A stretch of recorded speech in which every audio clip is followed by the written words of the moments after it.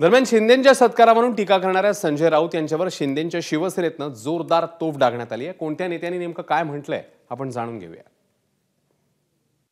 अरे पिशा म्हणाव, गद्दारी गद्दारी। अरे तुला आता लोकांनी दाखवलं की रे कोण गद्दार आहे तर कोण नाही। गद्दार जर असते तर 60 आमदार निवडून आले असते का? खरी गद्दारी तुम्ही केली आणि शरद पवार साहेबाला आता हे लेट समजलं आणि शरद पवार साहेबांनी चांगल्या माणसाच्या पाठीवरती थाप दिली। तुमच्या तर थोतरीत हाणाय पाहिजेत अशी परिस्थिती तुम्हाला सांगतो। आणि शरद पवार साहेबाला समजलंय। आज मला तरी वाटतंय की महाराष्ट्रामध्ये बाळासाहेब ठाकरे एकमेव जे महाराष्ट्राचं नाव ज्यांनी गाजवलं आणि संयमी राजकारणी, जर नाव कोणाचा चेहरा महाराष्ट्रामध्ये जर येत असेल धुरंदाज राजकारणी, तर तो मला वाटते शरदचंद्रजी पवार साहेबाचा येतो। राजकारणातला हा खलनायक, खऱ्या अर्थानं शकुनी ज्याला म्हणता येईल, हा शकुनी म्हणजे संजय राऊत आहे। आणि या संजय राऊतमुळेच महाविकास आघाडी असेल किंवा आम्ही जेव्हा एकत्र होतो त्या टायमाला आमच्यातली फूट असेल, याला तो कारणीभूत आहे।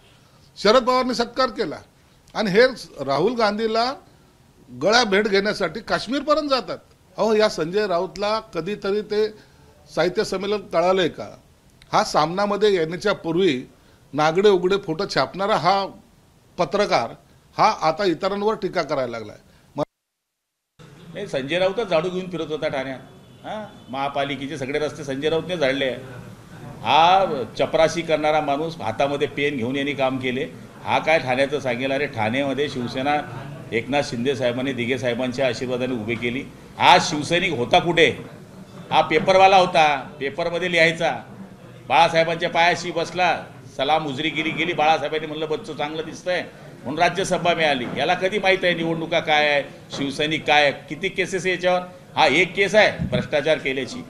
महासंत झाला तुझ्या केसमध्ये जाऊन। घडी घडी तेच सांगतो, मी जेलमध्ये जाऊन आलो। आता त्याचा सत्कार त्या कारणास्तव केला पाहिजे। संजय राऊतांना वैफल्य आलेलं आहे। त्यांचं राजकीय स्थान महाराष्ट्राच्या राजकीय नकाशावरती खाली खाली खाली खाली जायला लागलेलं आहे आणि आता ते तळात जाणार आहे। आपलं स्वतःचं राजकीय स्थान हे संजय राऊतांनी ओळखल्यामुळं वैफल्यग्रस्त भावनेतनं, वैफल्यग्रस्त मानसिकतेतनं संजय राऊतांनी हे विधान केले। एबीपी माझा, उघडा डोळे बघा नीट।